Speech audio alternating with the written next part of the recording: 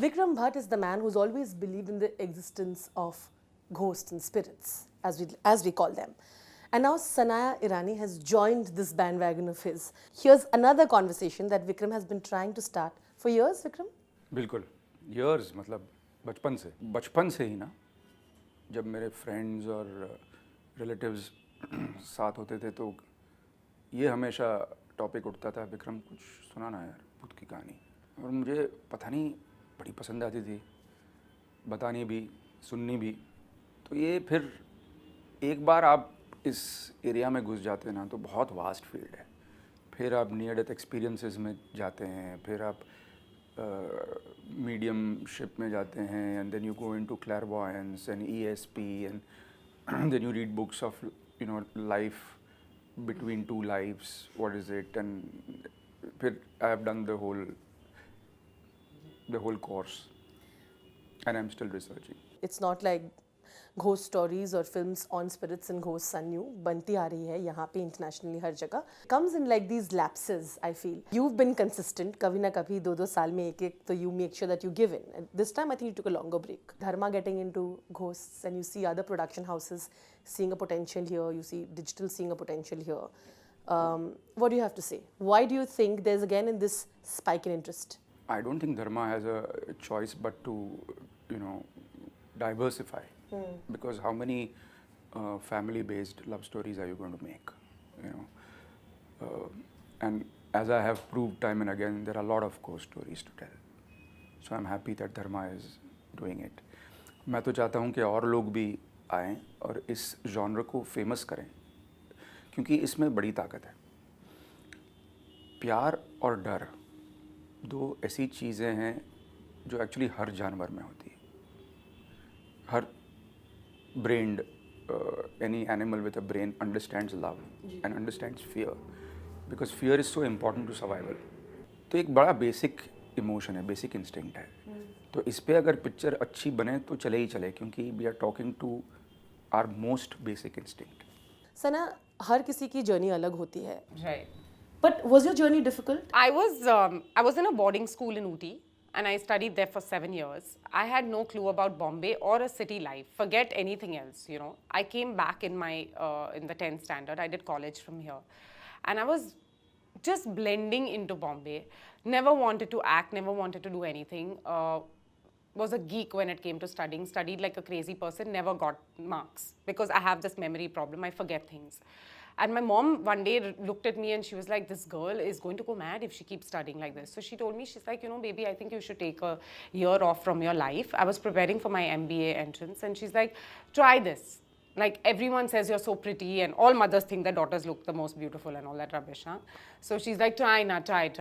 So I won't get into the Baman story. I got my folio shot from Baman. And it was like I remember going for auditions and failing miserably. Like I remember going into an audition hall and not knowing what to do. I remember the guy taking my audition being like, why the hell is she here? Not knowing the language. I didn't know how to speak Hindi. In Ooty, they don't teach you Hindi. They teach you, I learned French there. In my home, nobody speaks in Hindi. We're Parsis. So, and I'm like, why am I here? And so after a year, my mom said, baby, just let it be. You can go back to whatever. And I'm like, no. I'm like, what is wrong with me? What is it that all of them have that I don't? So it was 3.5 years before of just going every day and auditioning. I think I used to give 8 auditions a day. Travel by train, travel by bus. I lived in town to come to Andheri. I would catch a train, then they go by bus and all of that. Give auditions all day. And after 3.5 years, I got my first ad film. Then I felt like there was no looking back. So it was 3.5 years of just feeling like, what is wrong with me? I didn't get it. I'm like, the belief was going away, like fading. No, I was just like, what I would do? I would go into an audition hall and they would say, ma'am, your turn has come. I would sit there for like an hour and a half and just watch people audition. Because I didn't want to take money from my dad to go for an acting class. So I was like, this will be my acting class. So I used to watch people audition and I used to pick my favorite and I used to ape her in the audition. I didn't have my own style. So I used to be like, oh, she did the best. I was like, I'm going to do that. So every time I would go for an audition, I would sit for like an hour and a half and first watch people audition, then copy them, and that's how I learned how to act. When I got into TV, language was such a problem for me. People didn't want to stand in the same frame as me, you know, they would joke about my Hindi because I couldn't even say one line at a time. Your co-actors. Yeah. And I didn't take it to heart. I made them my friends and I'm like, stop laughing at me, idiots, teach me the language. And so that's how it happened, you know. They were very helpful. Post-cut, they would be like, talk in Hindi, Sanaya. Only if you talk in Hindi will you learn the language.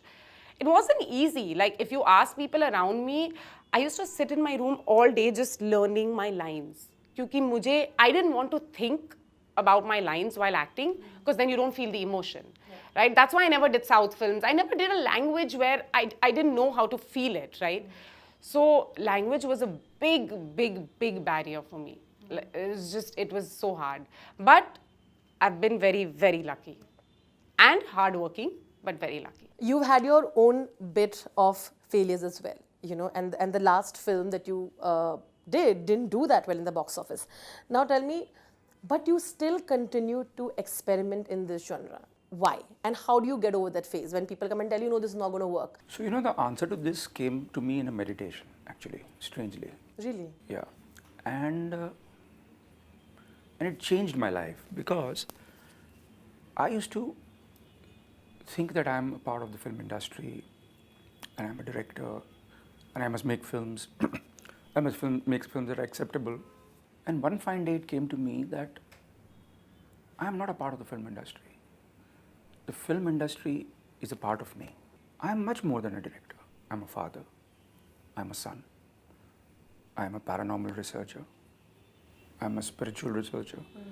I'm a budding quantum physicist. I'm a lot of things. And making these kind of films gives me joy. And there are other people there who enjoy my films. Some films do well, some films don't do well.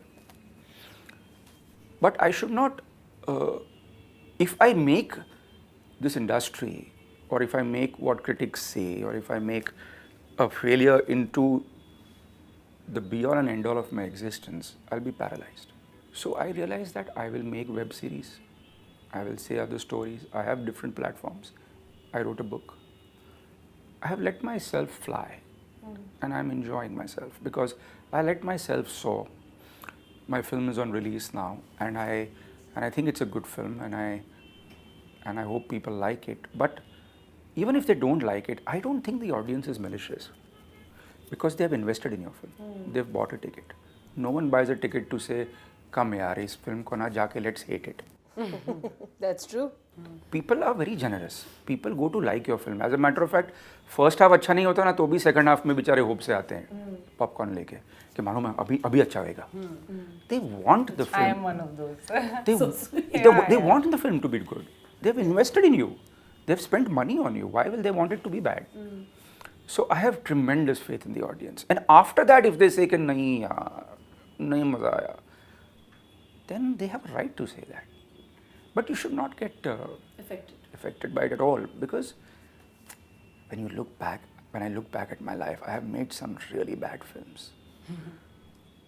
But I like how she smiled and she's like, no, but then I really sorry. Because you honestly said it, which ones do you think like you really consider them pathetic? You know, I can really easily name them, but I don't want to, because they have other producers. Okay, fair enough. And I don't want to say वो तेरी film ना मैंने बहुत बुरी बनाई. But you know what they are and I know what they are. But two good things have happened to me. My bad films have never done well. You know what is most confusing for a filmmaker? When his bad film does well. Sometimes, you know, a film is not good, but for reasons it does well. And then he gets confused. चल गई ये तो यार. So this must be right. And then he tries to do that again and he fails. He said, "Arey, लेकिन वो तो चल गई थी." Then you are, you know, it's like going wrong in a guessing game. You can never come back from there. So it's better that your bad films don't do well. So I always say that I'll either be successful or I'll learn. I have a question. Yeah, Any yeah. of your good films have done badly? That you can name. Yeah, which one do you So really like thought? my film Ankahi, I really like Ankahi. It's one of my better films that did not do well. I think you know, Raz, the fourth part was a good film, but I suppose, you know, Imran Hashmi was the villain and people didn't expect him to be the villain, and you know, a newer hero was the hero and they don't want him to. So I think it sometimes, you know, films go wrong in their behind the scenes calculations. Like Shakti, you know, it was a tremendous film, one of the best films Ramesh Sippy made. The Karishma Kapoor one? No, I'm talking about Amitabh Bachchan and Old Dilip Shakti. Kumar. What a great film. But Amitabh Bachchan was at its peak, at his peak. Absolutely. And they could not imagine that Amitabh Bachchan would keep quiet in front of Dilip Kumar all the time. Because Dilip Kumar was a father after all. You're not going to be able to, that's the script. You can't speak against your father. But all the Amitabh fans were like, come on, give it to him back already. Angry Young Man wala scene. Angry Young Man. And so when it released, it didn't do well, but it's a cult classic.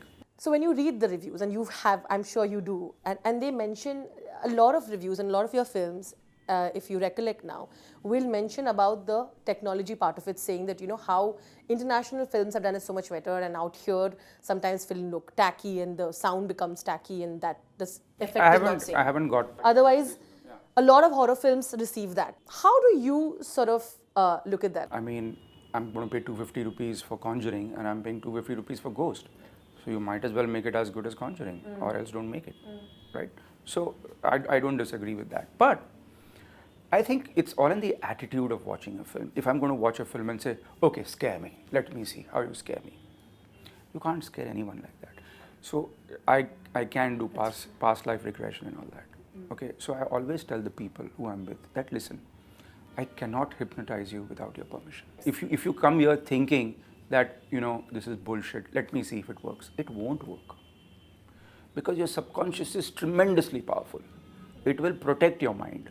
It will protect your brain. If you don't let me in, I cannot come in. Similarly, if you don't want to enjoy the experience, if you have gone out to defy the experience, then chances are you will not like it.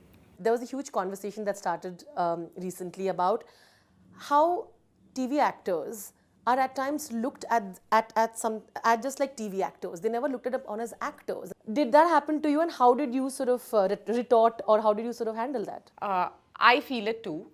I don't feel people look down upon television. I don't feel that at all. I don't. And I know a lot of people do. I have lots of people talking about it and I'm like, no guys, but that's the kind of person I am. I give everybody benefit of doubt and I'm like, you know, just I look at this as a business. Everybody is here to make money. I feel like when a producer or a director is making a film, he's looking at, if you're looking at a TV, there have been TV actors, for example, like I agree that Hina in Karan's all this happened, but Hina herself said that after her 7-year stint in that film, she tried so hard to break out of the Bahu image, right? She had to work really hard on it. What happens with TV actors is there's an image that comes with you. And as an audience, like he said, with Amitabh Bachchan, nobody wanted to see him like this. So if I'm a Bahu and suddenly I become a babe, maybe people don't accept that. And I don't think producers want to bet on it. I just think it's as simple as that. A director and a producer just does not want to bet on it. So they're like, you know, why should we go through damage control?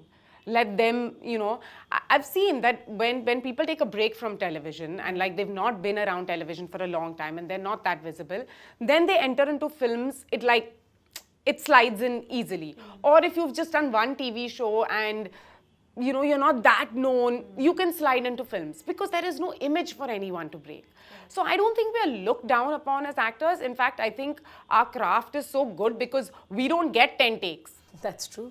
We get like 2 takes. Like when I used to give my takes on TV, I was like, Sanaya, 2 is your maximum. Give your best in your first 2. So I think we are trained that way, but also we are trained in a different style of acting. Like it took a while for me to get the Bollywood style. It really did. I had to unlearn 10 years of television to start learning film acting. So tell me here. Yes. Which was that moment for you which you thought was the most difficult thing? Because like you said, you unlearned it. It was my first day, I remember. It was a very important scene in the film. Vikram was in London. He was writing the script of Ghost and sending it to me. I was reading the character, beautifully written character, so layered and all of that.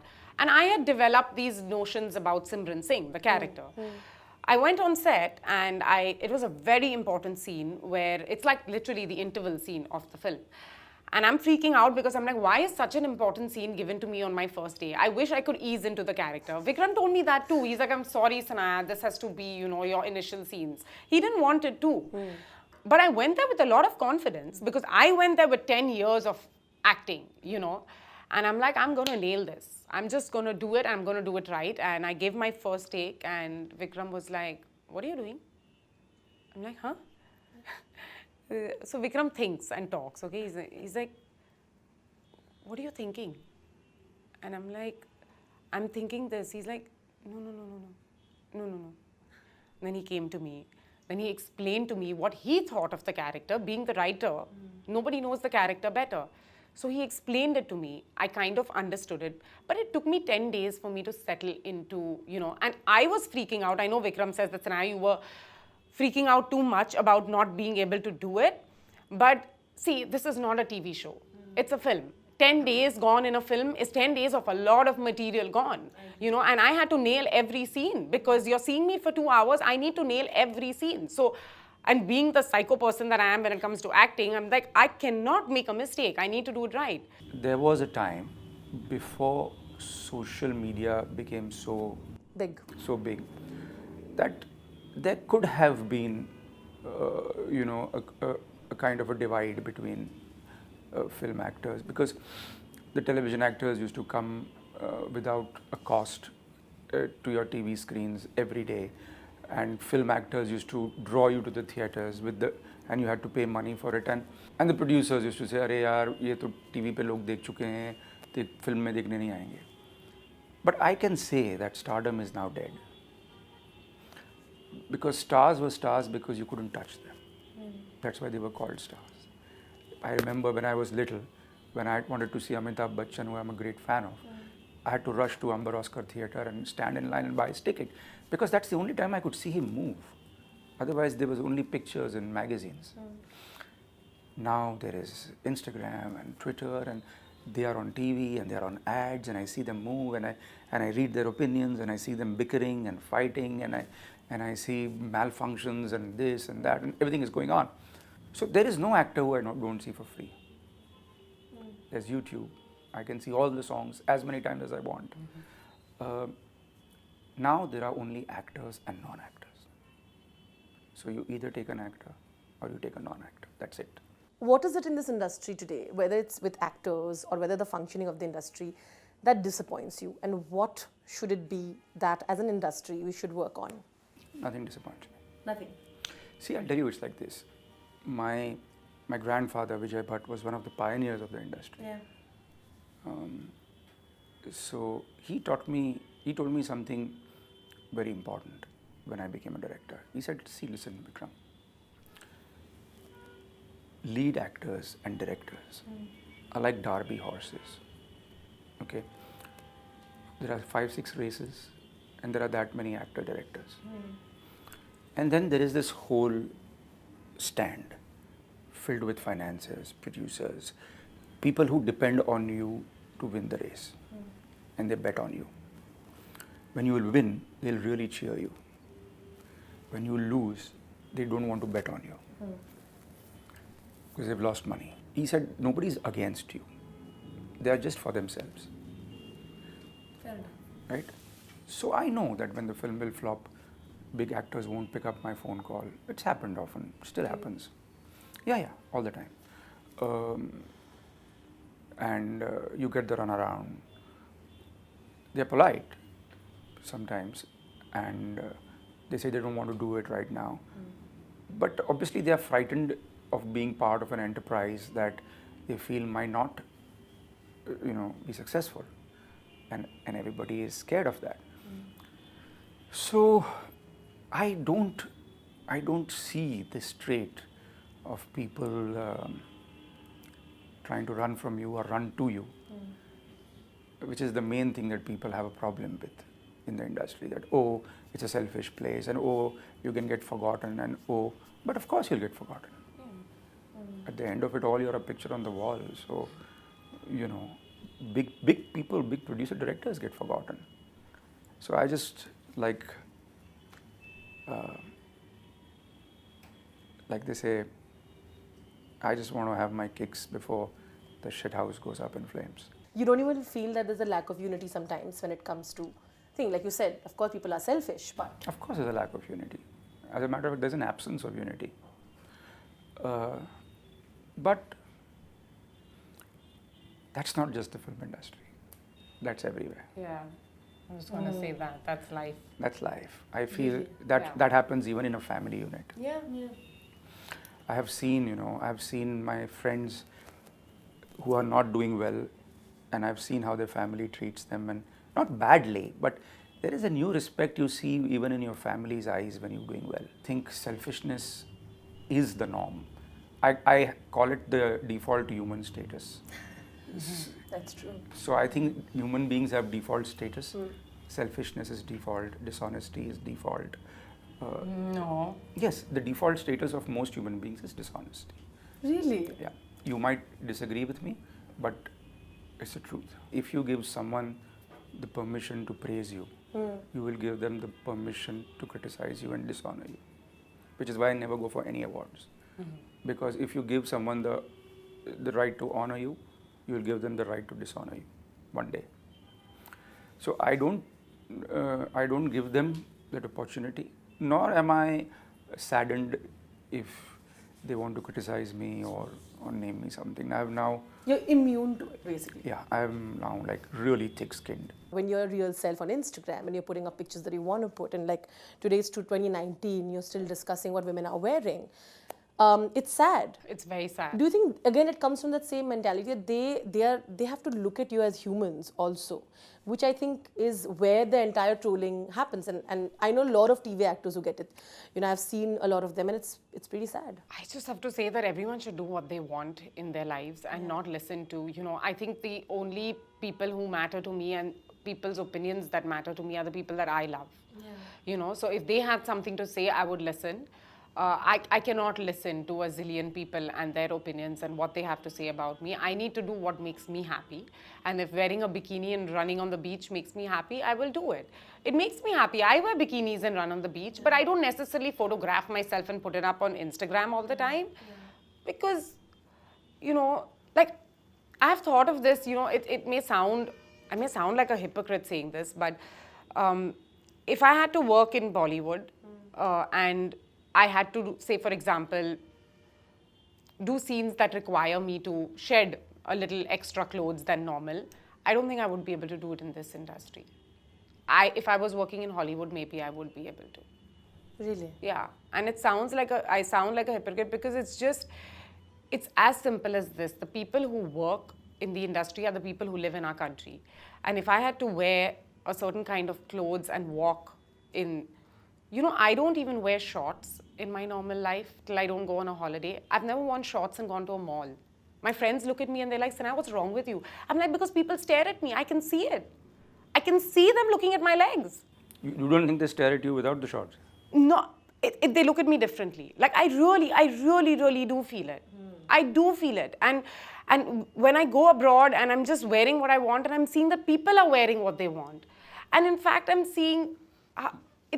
I don't know, something's wrong with the mentality here. I don't know why. I feel it. For me, like me as a person, I'd just rather be safe than sorry. It's not like I don't wear shorts or I don't wear clothes that are whatever, but I wear them on vacations. Or like, for example, if I know I'm going to be sitting in my car, going to a certain place where it's going to be my people, and then sitting back in my car and coming back home, yeah, but I won't be brave enough to wear something and just walk on the streets like that. I just don't like people staring at me. It's as simple as that. The person that I am, if people look at me, even if I enter a party now, I want to be the most understated person. Like, I don't want people turning around, like heads turning to look at me. I'm just like, oh, no, just slip away. You would not sort of even explore the sexuality part of you on screen, would you? I mean, I'm talking about like kind of shedding clothes, not sex. You can explore sexuality without shedding clothes, is what I'm talking about. I've kissed in this film, which was such a hassle. Sanaya Irani had to kiss in the film, and I decided let's just do away with it in the first few days of shooting. Really? Yeah, because I thought that, otherwise she'll just, keep thinking about it. Oh my God, it's coming closer. Oh my God, it's coming closer. And I think it's really sadistic to make someone who's bothered about it live through an entire shoot. I agree. So I said, yaar, khatam karo bichari ke liye. And there was also a love-making scene. Yeah. Okay. She's really sweet. She did the kissing scene. It turned out well. she also realized, hey, it's no big deal. I didn't feel anything. I didn't think she was going to in any case. And then, so then something happened, and I said, you know, I don't want to shoot the lovemaking scene. So she's saying, Vikram, why? Now I'm ready now. Just do it. So he wanted to shoot it in such a beautiful way. It was just going to be silhouette shots against the London, the skyline, you know. And so I knew that in a silhouette shot, there's not that much that's going to be seen or shown. So I'm like, do it. It'll look beautiful because there's just that much time to talk about their love story, you know. And he's like, no, Sanaya. I think by then he was just like, I don't. And she's telling me, my back is really hurting. Can you just finish it? So I have a cervical problem. So before my kiss scene, my cervical started kicking in like badly. And our DOP was hilarious. Like I remember on the love day, he's like, just do or don't do this. Girl's cervical all her scenes will go bad. Just let it be. Just let it be. So it was that kind of a scene. I think we did 2 takes on the kiss. Yeah, only 2. Vikram was so sweet. You know, he just set it up in a one shot. He's like, Sanaya, from here, just go here. I will do it in a one shot. There will be no cutting and everything. And I just want to say I was really nervous about it because I've never done it on screen. It was the first time I was kissing and I didn't want it to look like... I can't believe she did that on camera. That's okay. But I wanted it to look beautiful nice, because that moment was beautiful. Yeah. So I didn't want it. There are those blah, blah, blah moments also. Then you have to act blah, blah, blah. So I kept asking Vikram, I was like, what do you do to not make it look that way? He's sitting at the lunch table giving us advice on how to kiss. I have been in these kissing scene situations. I can't name the actors, but... Imran. No, not Imran. Imran, of course. I didn't want to do an Imran, I'll be honest. I didn't want to do like an Imran. He comes with a lot of experience, but there was this actor who just couldn't do it. And so... I know. I told this actress, I said, can you just take this guy to the side? Because they were seeing each other. And I said, just show it to him, because I can't kiss him and show him, right? Yeah, that'll be weird. Well, she actually took the guy into the corner and showed him how it's done for screen. Love making on screen, for screen, is the most tedious, non-glamorous, that's painful thing ever. And the lip has to come there, and the focus puller is saying, "Sir, kahan kiss karne wale hain?" And that guy is saying, "Here." "Acha, madam, aap jara soenge." "Acha." So it's like, there's nothing glamorous about it. There's nothing glamorous. आपको लगा कि ये genre अभी भी बहुत कोई इसको explore कर सकता है, बहुत सारी कहानियाँ आ सकती हैं इससे.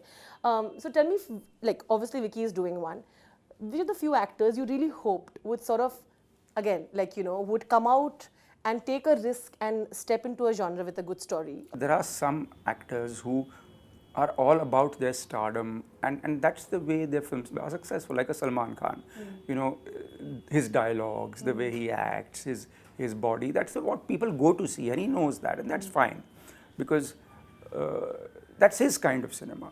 But then you have someone like, say, an Amir or a Shah Rukh who could do a horror film. There's someone like a Hrithik who can do a Super 30 and a war. I mean, that's fabulous.